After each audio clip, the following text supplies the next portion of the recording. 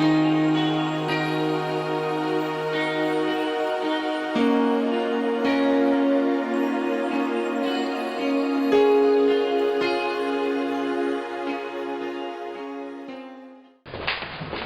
ladies and gentlemen, we have to continue our program because we have a very strict schedule. So, as the second part of the program continues, this will be about two separated presentations with the topics of best practices in the universities of the EDUC Alliance.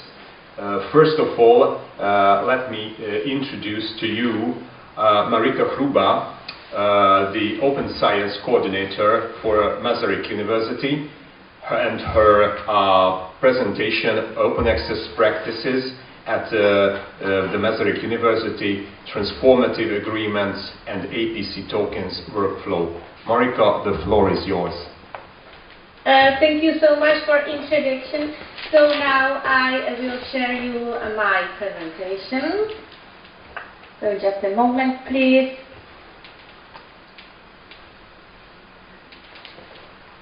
So could you see my presentation, please? Yes, you can. Yes. Yeah. Okay.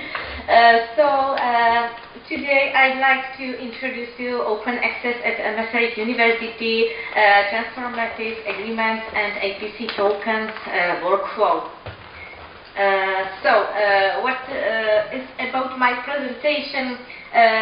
I divide my presentation into two parts. The first part will focus on the transformative agreements, an overview of the transformative agreements management system in the Czech Republic, national framework, Czech ELIP, read and publish mode, etc.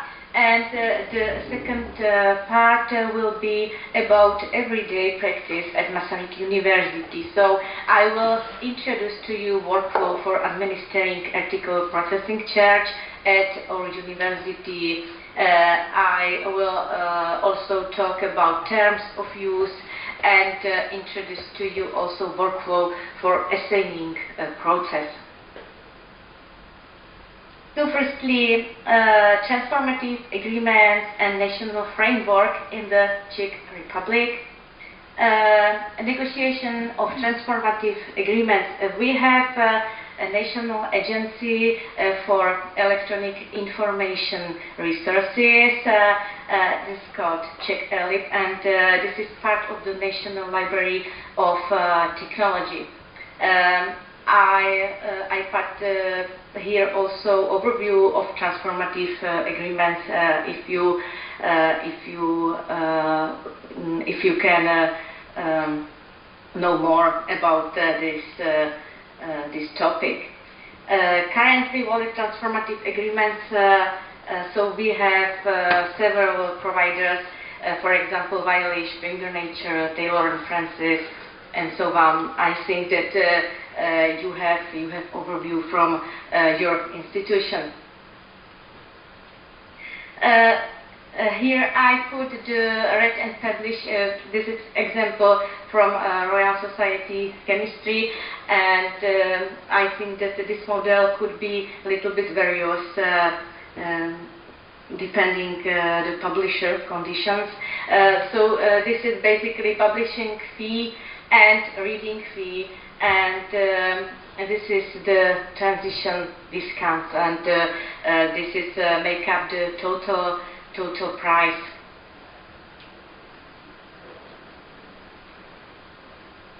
So APC dashboard at Masaryk University. Now I will introduce to you our workflow. Here you have the overview of APC vouchers for Masaryk University. Some publishing house offer unlimited amount of vouchers. On the other side, for example, Springer or Taylor and Francis or Wiley, there we have a limited amount of vouchers. And based on it, we set some terms of use for assigning the vouchers. This is the terms. A research article will be published and registered in the information register about research results in the Czech Republic. And what is important, it could be under affiliation of Masaryk University. The corresponding author has to be from Masaryk University with this affiliation. So we have different conditions for life sciences fields, STM, and for humanity fields.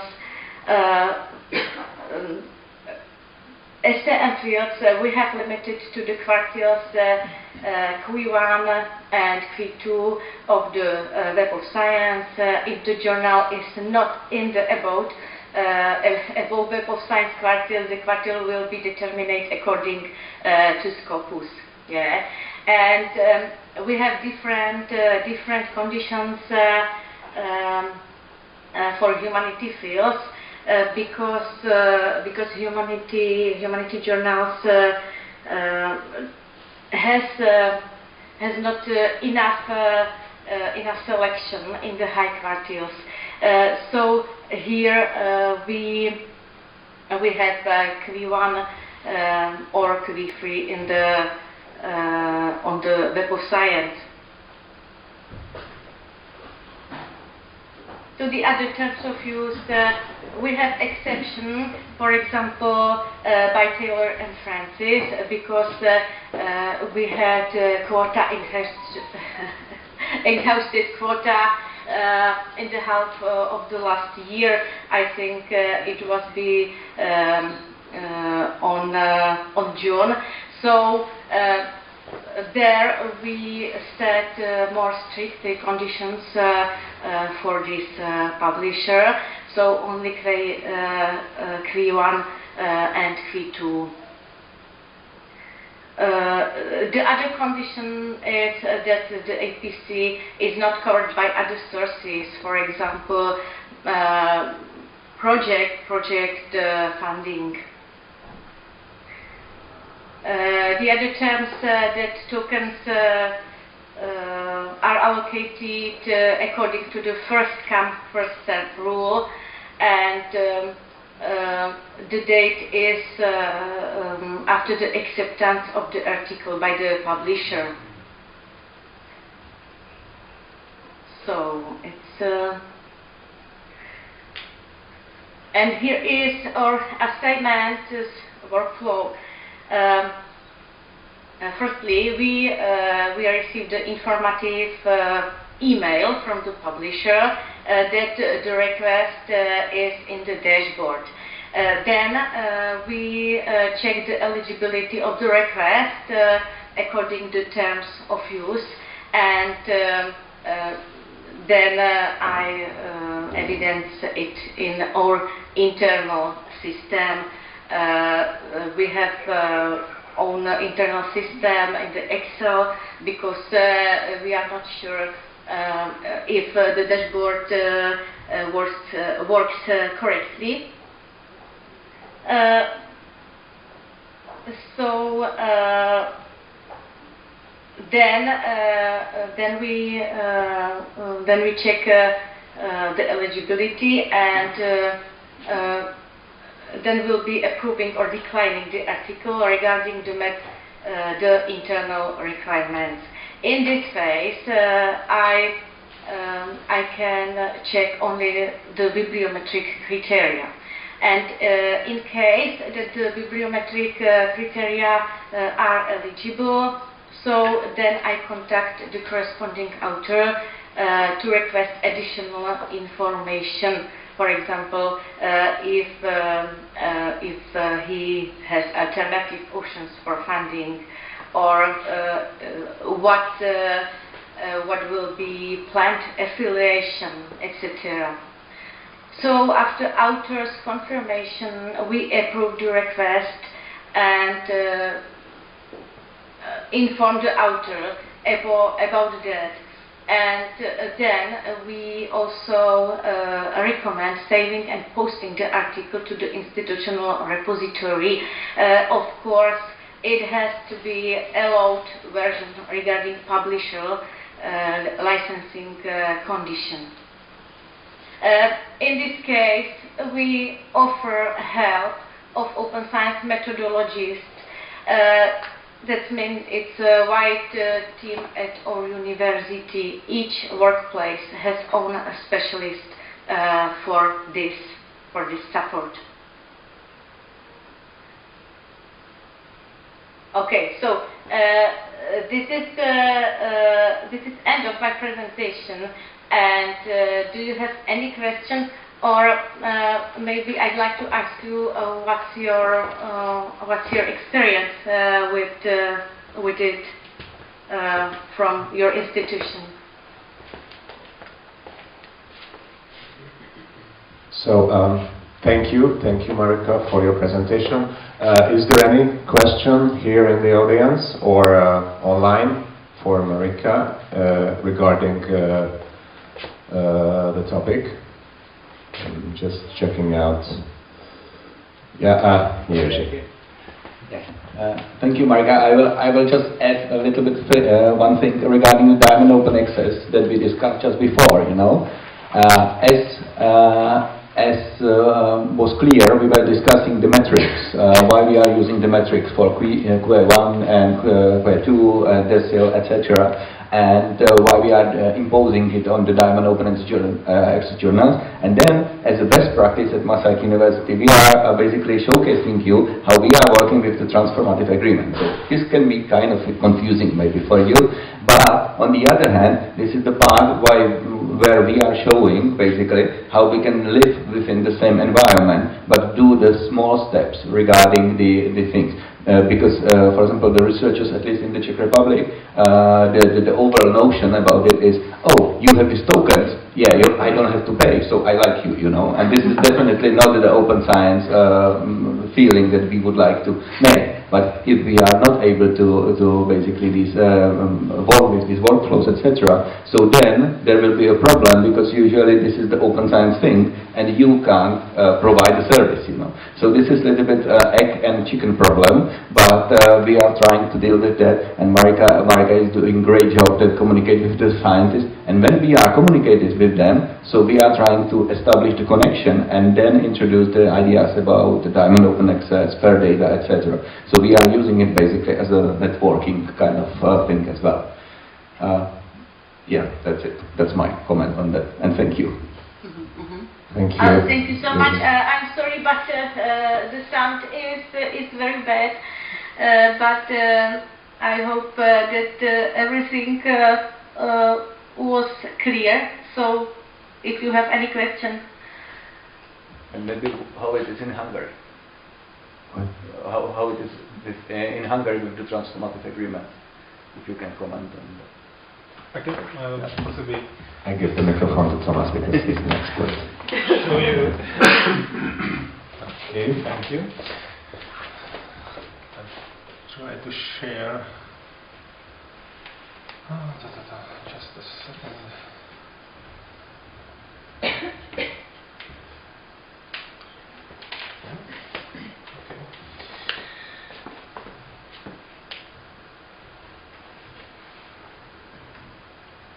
I'm just opening the library's website quickly.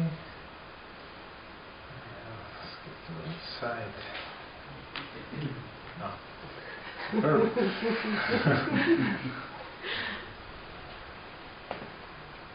I'm not that kind of guy who often uses touchpad, so it's better to switch to the mouse and switch to English. Okay, and to share my screen. Okay, let's just share the entire screen. Hopefully you can see my shared screen now. So this part of our website shows all the options you have when you want to publish open access articles. There are two main forms. I think I should start with the ACE National Consortium's read and publish open access agreements. So these are all the publishers that are included into this agreement. As you can see, we really have many publishers. Usually we have the option to publish in Gold Open Access and Hybrid Open Access journals, and there's a certain quota per publisher which we can apply for. Now, since this is a national, this is on a national level, that means that Elsevier, for example, let's say they give us 500 APC cover quota for a year. That means that University of Debrecen, so University of Szeged, ELTE University, all the universities included into this pack can grab on these quotas. So it can happen that University of Debrecen grabs 200 of these, Szeged grabs 100. So if you are not quick, then you maybe fall out and you can't have any of these quotas. Now to cover this problem, the university made the leadership of the university made a pact with the governing body of the foundation that maintains now our university, and the governing body gives us I would say generous amount of money to cover these APC charges. We also have some criteria. These articles must be published in Q1 or Q2 journals, so we must firstly check Scimago Journal Rankings website.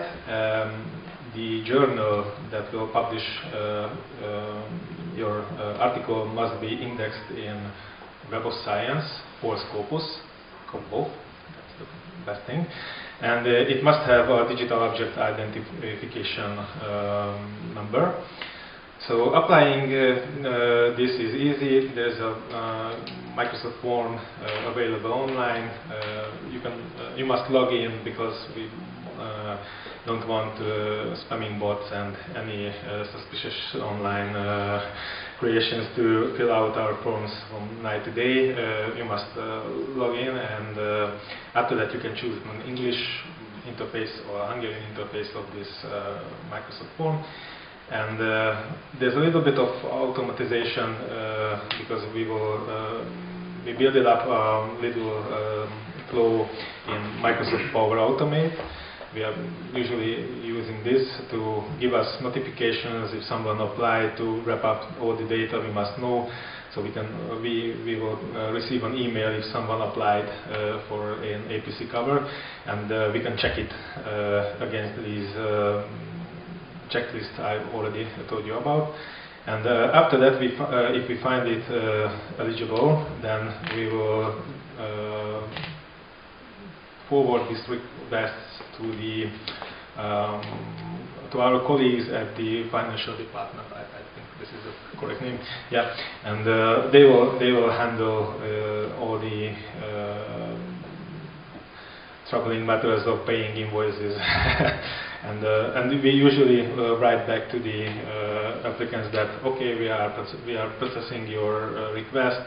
Your request is will be probably accepted, and if we find anything that is problematic, then we will give them a call, or we then write them an email, and we'll discuss how to solve these problems. If they need to choose another journal because some quotas are exhausted, as Marika says, often happens that in the autumn are some quotas exhausted, and I can say that the university foundation's quota was also exhausted in this year once. Now we have it refueled, and now at this very moment I think it is also exhausted again. So It's a very popular service of the library, and a lot of authors are texting, calling, and writing us email to get their APC fees covered. I think this is the shortest way I can summarize this. Thank you. I will stop sharing the screen. Thank you, Tomáš. As it wasn't planned, I think Tomáš is better than a jazz musician with his improvising skills. So thank you again. And now let's move to our next presenter. I would like to introduce to you Boris Jakob, the project manager of the University of Potsdam.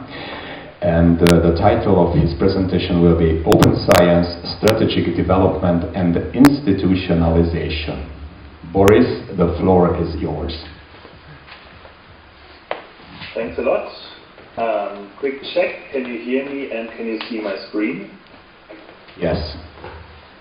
Okay, thank you. Hello everyone, sorry not to be there in person. I see a few familiar faces. Hello everyone. I see Jiri, Herman, Tamas. Hello. Great to see you.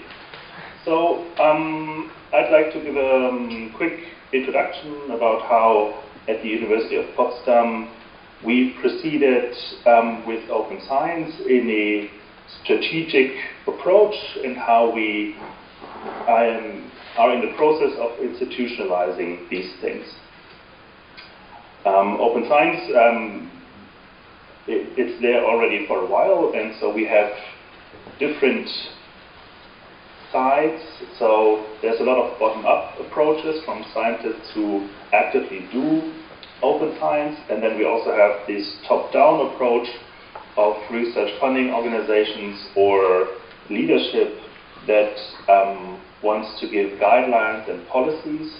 And I think at the University of Potsdam we found a middle way to incorporate both of these approaches to include the leadership level but also the practices level.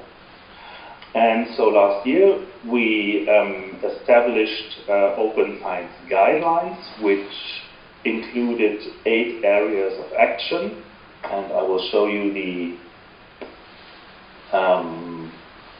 image which we produced as a kind of communication tool. These are our areas of action. I don't think this is anything new. Also these things are known. It's just that at the University of Potsdam we decided on these 8 fields and we left out other fields. A quick overview of how we ended up here over the years. You don't need to read all of this. This is more for record-keeping purposes, but what could be interesting perhaps is that we started basically open science in 2006 with a Senate resolution on open access. This obviously is just a few years after the Berlin Declaration on Open Access to Knowledge in the Sciences and Humanities, and it was the first start, mostly internally for the university library, to have the mandate to do open access, and then the university library established support services in this regard. And then you see that a lot of years nothing really happened. In 2017, we wrote an e-learning strategy. Then open access became wider, important, not only in our university, but also in the county and also in Germany as a whole. And then in 2019, we started the process of the strategic process of establishing research data management support. And for us, research data management and the support and the practices are a basis of open data and open research data. So now it's part in the overall open science process. An important aspect was that in 2019, also the position of CIO was filled at the University of Potsdam. It was a full-time position, that is responsible both for the university library and for the IT services. And so with this, we now had a more clearer vision of where to go, and that included all the different support services. And then in 2023, you see here, we established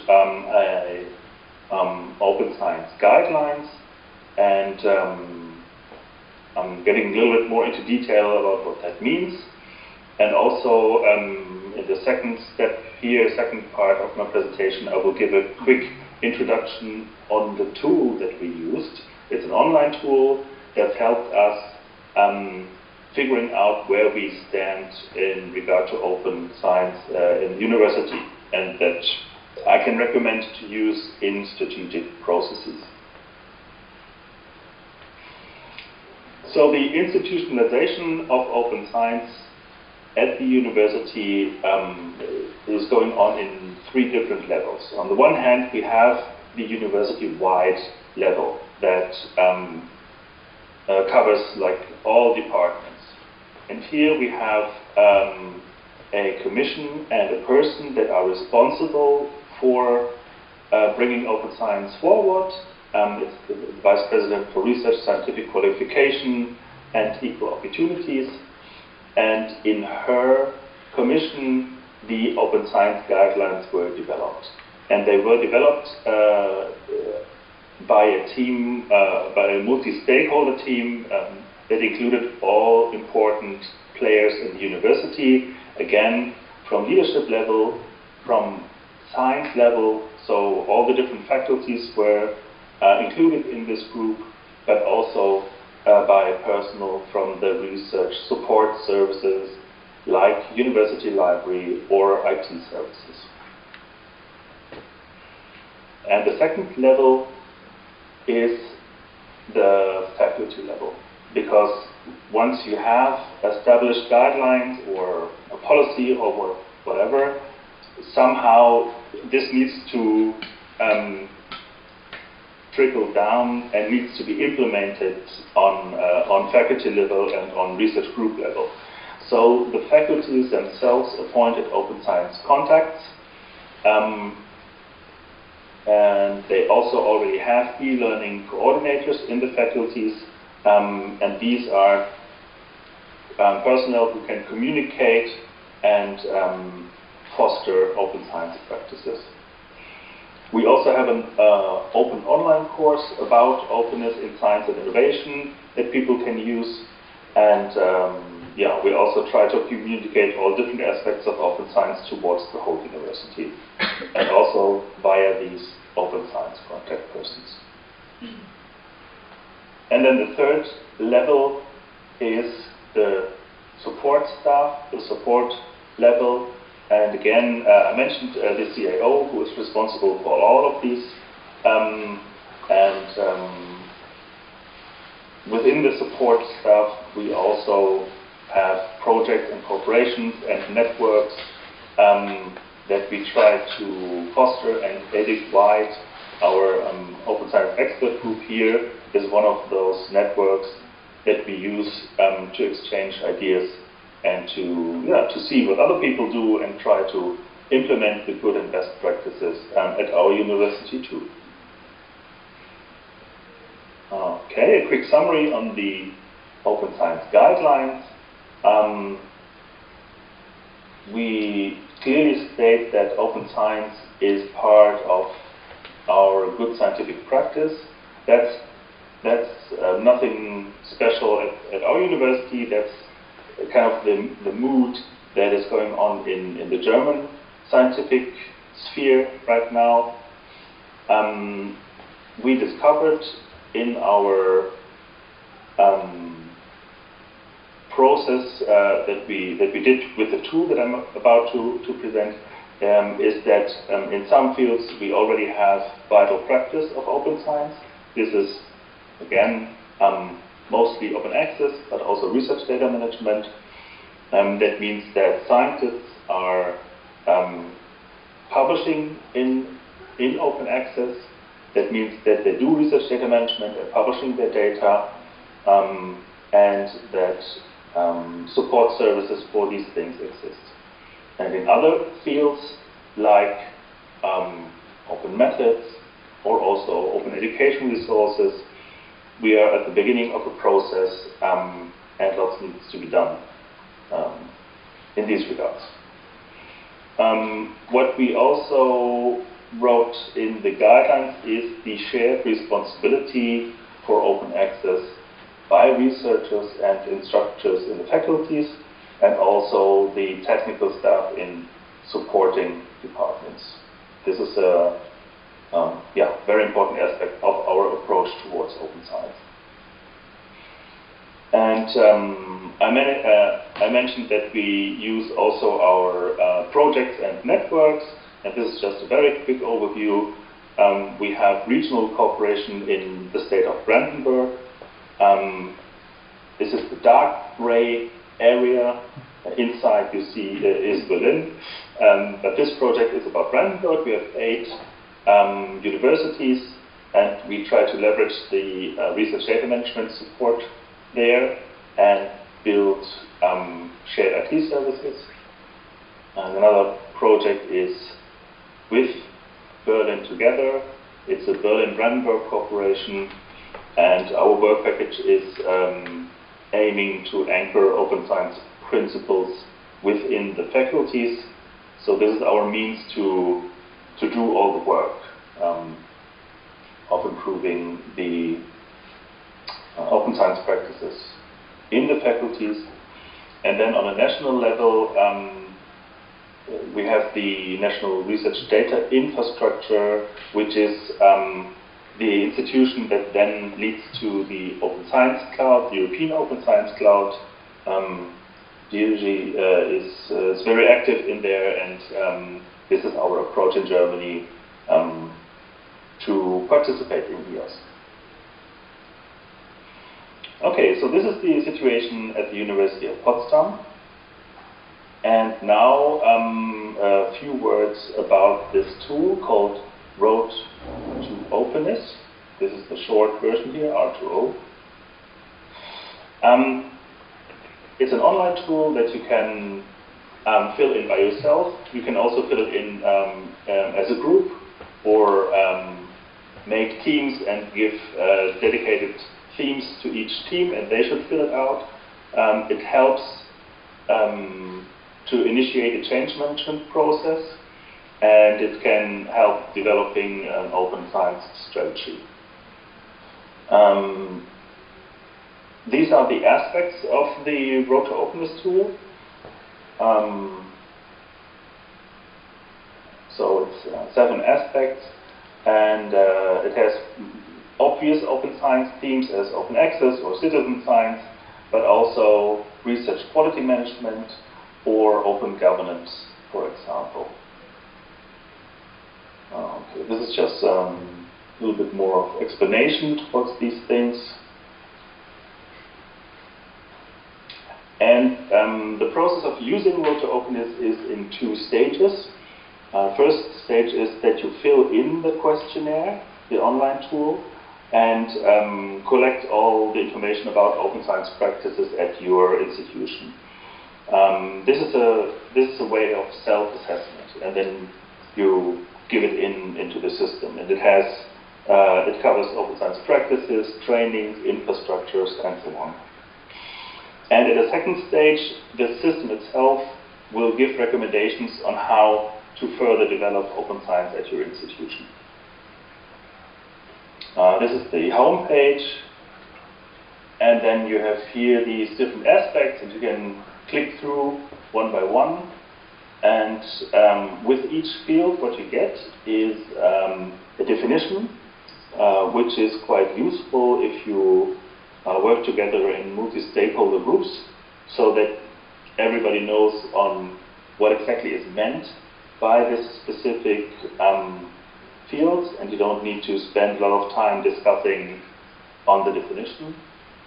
And then this is just a quick showcase on what you see then.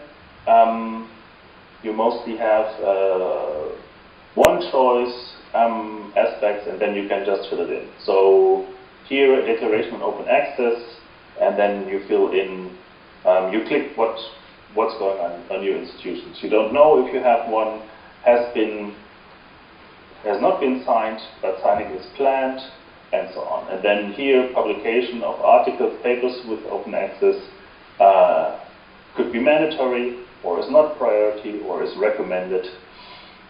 And there you have, like, with each field, I don't know, 20 things you fill in, and in the end, the system gives you recommendations. Yeah, so this is what we used in our multi-stakeholder approach, and we found it quite useful because I'm from the research data management team, for example, and I know that my colleagues from the university library do a lot of, or all the services in regard to open access to published information, that I'm not an expert on open access, and they're not an expert on research data management, and this was a way to also get to know the other fields of open science and what the other colleagues work with. Okay, so I encourage you to try the system if you're working on finding a strategy on open science in your institution, and I'm also happy to either discuss with you how it works, or how to continue with this, or I can also make contact to the person who developed the system. And then this is an EDUC-wide meeting, so within the EDUC Alliance we also have a strategic framework, which I just want to show in 2 slides. It was established in the previous project, EDUC-Share, and now in EDUC-wide we use it to monitor our institution's progress towards open science. And what I find really interesting here is that